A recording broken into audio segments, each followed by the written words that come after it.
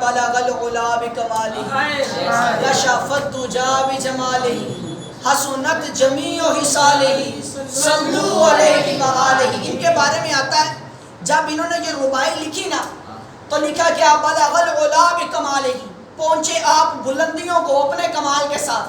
کشف الدجا بجمالہ، آپ کے جمال کی وجہ سے اندھیرے دور ہو گئے. بلغ العلا بکمالہ کشف الدجا بجمالہ حسنت جمیع خصالہ، آپ کے جو خصال ہیں ان کی وجہ سے آپ کو بلندیاں ملی، سب سے حسین آپ کے خصال ہو گئے. جب یہ لکھ لیا تو کہا اب چوتھا جملہ کیا لکھوں، کہ ربائی کا اصول یہ ہے 4 جملے ہوتے ہیں. کہتے ہیں اب چوتھا کیا لکھوں. اسی سوچ میں تھے، اسی تذبذب میں تھے. شاعر کا جب شعر پورا نہ ہو بڑا پریشان ہو جاتا ہے کہ میرا شعر کیوں نہیں پورا ہو رہا.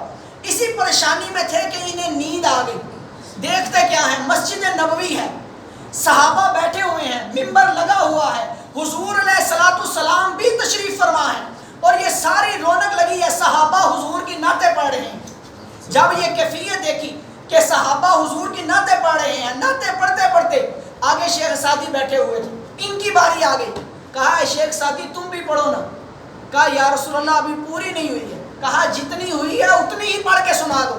تو انہوں نے کہا بلغ العلا بکمالہ کشف الدجا بجمالہ حسنت جمیع خصالہ.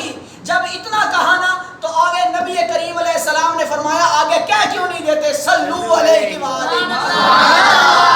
آپ پر بھی اور آپ کی آل پر بھی درود و سلام ہو. تو جب یہ آج بھی ممبروں پر پڑھی جاتی ہے، سٹیجوں پر پڑھی جاتی ہے، تو حضور کے کمالات، حضور کے معجزات، حضور کی شانیں بہت بلند ہیں. اور جب ایسی بلند شانیں ہمیں پتہ چلتی ہیں تو پھر ہم کہہ دیتے ہیں اتنا حسین و جمیل چہرہ ہے. تو جب سورج چاند بھی چمکتے ہوں، تو جب یہ چہرہ سامنے آ جاتا ہے تو پھر کہنا پڑتا ہے خورشید تھا کس زور پر کیا بڑھ کے چمکا تھا قمر، بے پردہ جب وہ